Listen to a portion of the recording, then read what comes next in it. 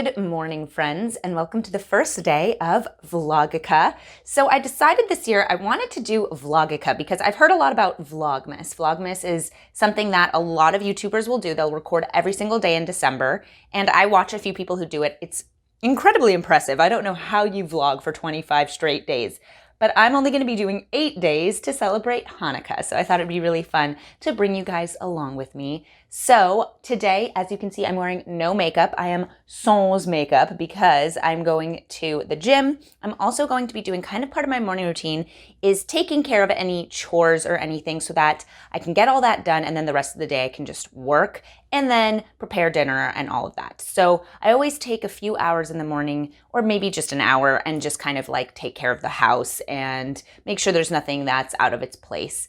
Then I usually go to the gym, and then I just kind of go about my day, do a lot of work, that kind of thing. So I'm gonna start off by doing some laundry, and yeah. I am sitting in front of my laundry basket. I just washed a few masks and some clothes and all that, but it smells so good. And it's because I use these like lavender bags that I got at Trader Joe's that I just throw in with the laundry. I'm very sensitive to scents, but because it's totally natural, I'm not as worried about it. And it smells so fresh and nice, and it's great. And I haven't had any allergic reactions. So I'm very happy about it. They have them at Trader Joe's and they're not very expensive. So I'm really a big fan of those because then your clothes still have a nice scent, but it's not something that's like really going to actually make you itch or anything like that. So, wow, I am really going to enjoy folding laundry this morning.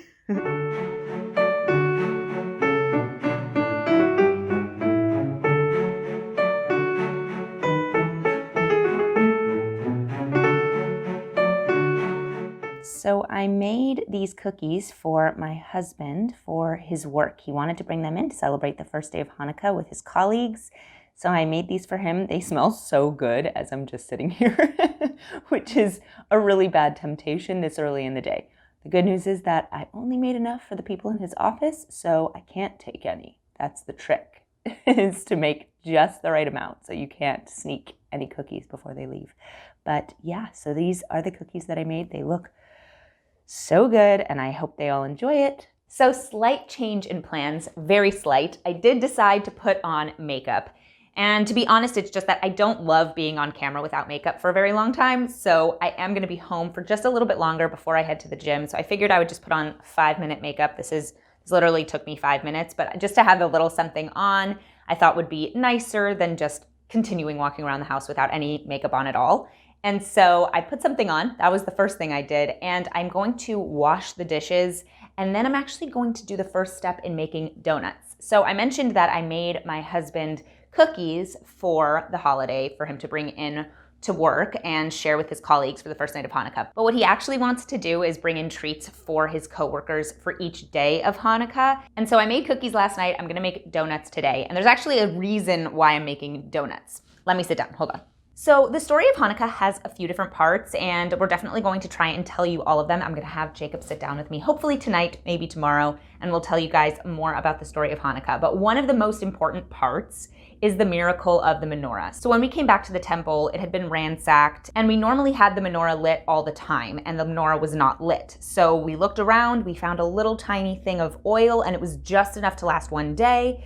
But we decided to light it, and hopefully we would be able to go get some oil, come back, and then keep the menorah lit. Well, this little tiny bit of oil that was supposed to last for just one day ended up lasting for 8 days. And that is why we light the candles for 8 days on Hanukkah. There's a very funny meme that goes around that says, if you're having a hard time imagining why that would be a miracle, imagine your phone at 1% battery and it lasting for 24 hours.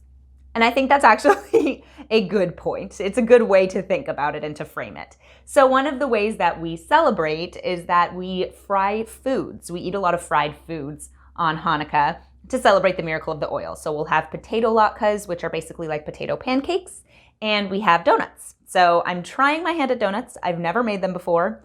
Hopefully they turn out okay, but I've never done it. So we'll see.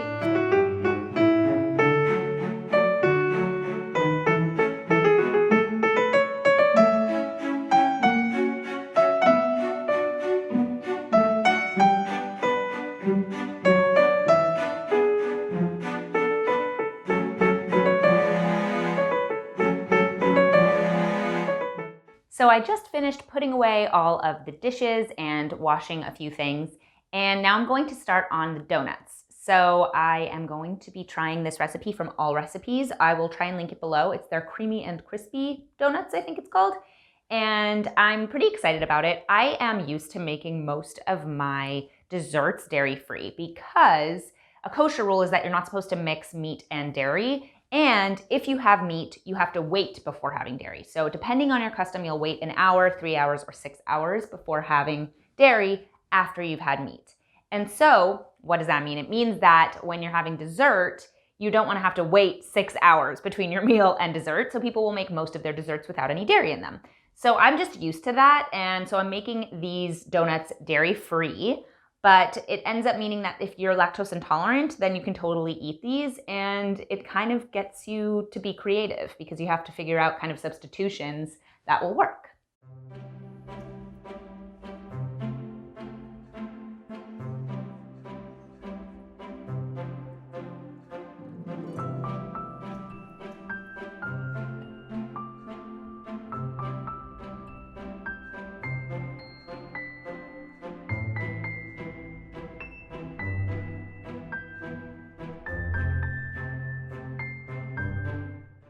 Alrighty, so I have got the dough done. I have it ready to sit and rise. Do you see there's the meat label that tells you that this is a bowl that we use for meat things when they're warm. So we have to keep our utensils and our meat and dairy bowls. Everything needs to be separate if you're using hot stuff. So this is actually not hot, it's all cold, but it's not gonna have dairy in it. So this is totally fine also, even if it were warm. But in any case, I have to let this sit and I'm gonna cover it and it wants to rise to double. So we're going to see what this looks like in a couple of hours or an hour, or we'll just check on it. So I wanted to quickly show you guys kind of what my outfit of the day is. Ooh, got a little flyaway there and a little stain from cooking. Anyways, I wear sweatpants to the gym. I've got a very funny glare on this mirror, but I wear sweatpants to the gym because I have decided that I'd rather be modest at the gym than be cute and fashionable. I used to wear leggings, you try to wear shorts over or a long top, but I've pretty much switched to sweatpants, and I think they're cute because they actually they come to like a cute part of the ankle, and I think that's adorable. And you know what? They may not be that flattering, but they get the job done. And when you're at the gym, it's not about looking cute. It's about exercising. You're not doing it to draw attention. So I am happy to wear just a t-shirt and sweatpants to the gym, and they're really comfortable, and I kind of love it. Well, I would say that this doubled in size. This is very risen. So it's time for the next step. Let's do it. So these are the donuts. They have to sit and rise for a bit. They're supposed to double in size again. So I've got them all done. I just used a glass and then I used one side of a jigger, and that's how I got the hole in the middle. I don't have like a special donut cutter. I just kind of improvised. But yeah, so these look like they will be looking good. I mean, they get a little wonky, but I think it'll be okay once they rise. And I had extra dough, but I didn't want to make them into donuts, so I just kind of put them here, and if they rise to double and I turn those into donuts, they're going to be humongous. But I was thinking, 3 little donut holes and then 2 ginormous, I guess we're going to call them donuts. The reason this is out is because I don't have a rolling pin either, so I was using this as a rolling pin. There you go. So I am home from the gym. I had a very good workout. I was on the elliptical for about 30 minutes. I've been doing the elliptical more often, and I feel so much better when I actually do that and not just weightlifting. It makes me feel a little bit, I don't know, just gets that movement in that I don't always get. And as it gets colder, my daily walks are becoming less frequent, and I actually just enjoy being on the elliptical. So I did that, and then I did my weightlifting. So I did squats, I did hip thrusts, I did bench press, and I did dumbbell rows. And I'm feeling really good. So now we're gonna finish up the donuts.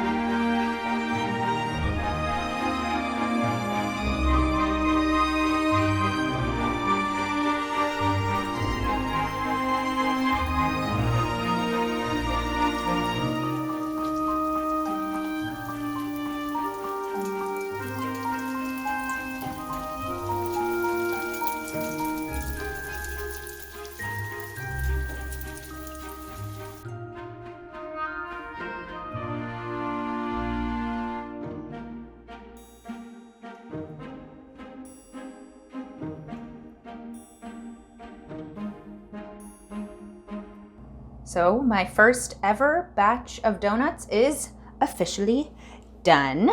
That's pretty cool. They look really nice, actually. Some of them look better than others, but these look great. Of course, the kitchen is an absolute disaster, so I have to clean that up. But I'm pretty proud of what I accomplished here because I've never ever baked something like this. And honestly, I've really missed baking. In the last couple of days, I've gotten the opportunity to bake way more than I have in like the last 2 or 3 years. Really happy about it. So Jacob got home and we actually decided it would be nice to just kind of go out for a drive and spend some time together. And we looked at the Christmas lights, which was so much fun. I love Christmas lights. As you guys know, I'm not ashamed to say on my channel how much I love kind of the Christmas spirit that everyone else is enjoying. It makes me happy to see so many other people happy. And Christmas lights are so pretty. So we definitely had a great time doing that. And now we're going to light the menorah, which I'm so excited about. It's the first night and I can't wait.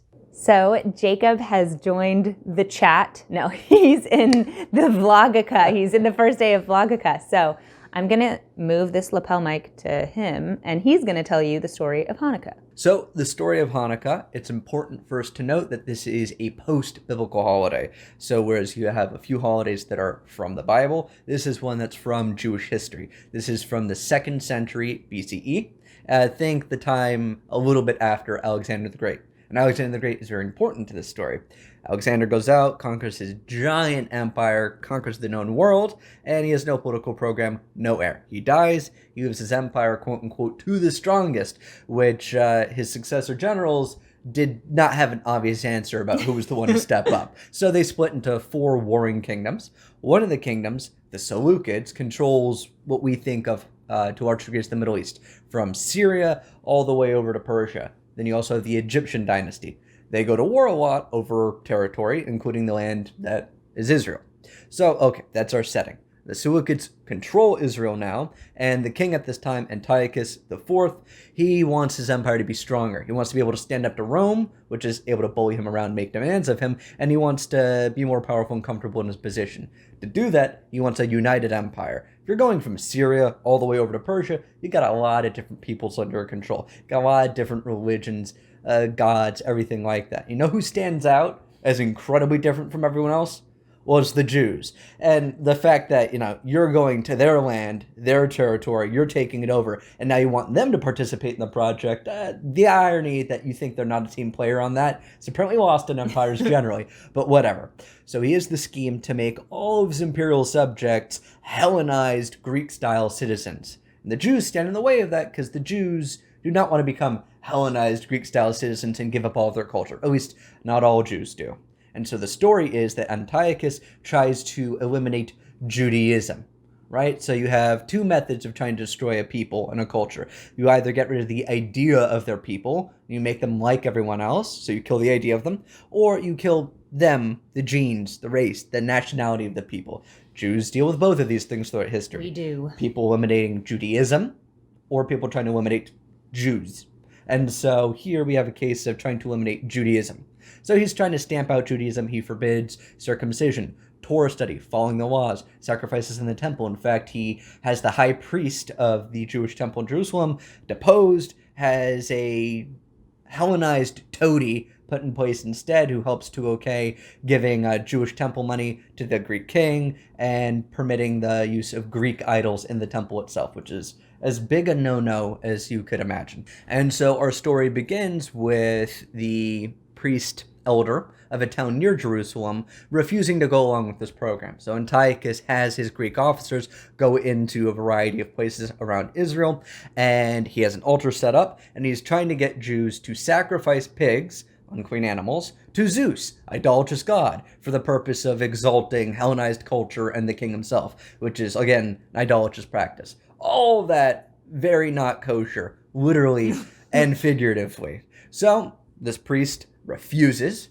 So the Greek officer gets a Hellenized Jew to come in, someone who is Jewish but is assimilated to this cosmopolitan Greek pantheistic project. So this Jew steps up to do it, and the priest is not a fan of this at all, slays the Jew, slays the Greek officer. The town sets upon the Greek garrison, and then everyone flees into the hills to start a rebellion against Antiochus. Why? Well, to preserve their national character, to stand for religious freedom and the sovereignty of their nation in their own land against a universalizing empire that wants to, I mean, if it could, take over everything and make everyone the same, but definitely for the regions it controls here.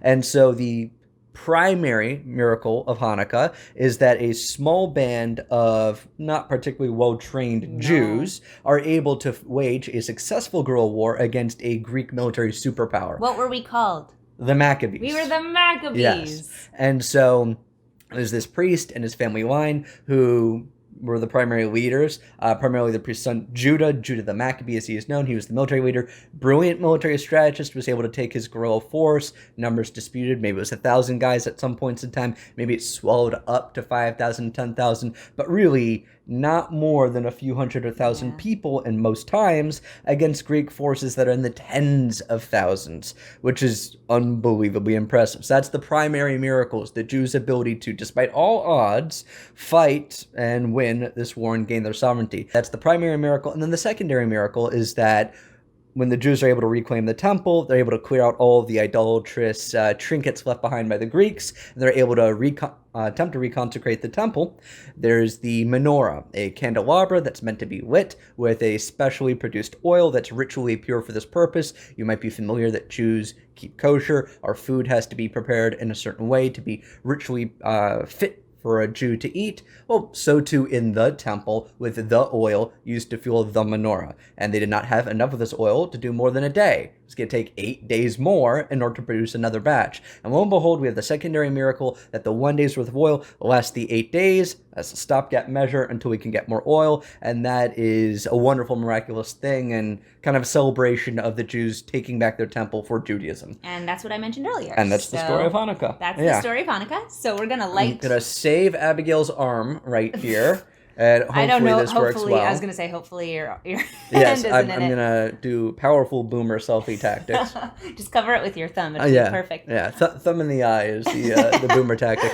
But I do want to say what's very interesting about the story of Hanukkah is its absolute contemporary relevance. It's just, story then as now is that the Jews are subject to being preyed upon by a universal cosmopolitan force that thinks it's the way of the future, make everyone equal, and take away the Jews' specific identity. And so just present politics, there's a lot of encouragement for Jews to just assimilate, give up your old God, give up your old outdated ways. You're too particular, you're too distinct. Don't you know you're outdated and that this newfangled thing is the way of the future? And it's not as if Jews are immune to this stuff as an entire people. There was the issue then, as now, of large swaths of the Jewish population going with that program, assimilating, giving it up, and then turning on the Jews who maintain the traditions and say, why aren't you hip? Why aren't you with it? Why you stick with these things and not bring our people into, I guess then would be the newfangled second century. For us, it's the 21st century, but whatever it would be. And so the wheel turns, but you still keep hitting the same points on it even as it goes around and round. And so that is the holiday of Hanukkah, and that is the hook in to look to it for lessons that apply to now. So I hope you all enjoyed that and now found it useful. Light the candles. Indeed we are. And now we're going to snap cut because our arms can't take this anymore. Oh, God.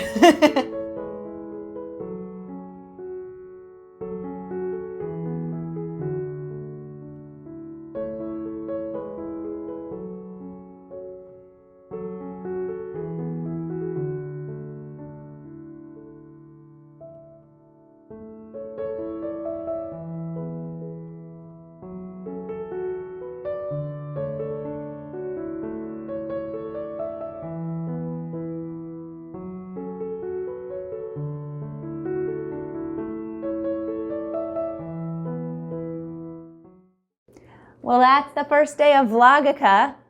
Did you have fun? Good night, guys. Have a great rest of your day, and I'll see you guys tomorrow. Laila Tov. Laila Tov. By the end of Hanukkah, we'll have little flames galore. Open your gifts, open your gifts.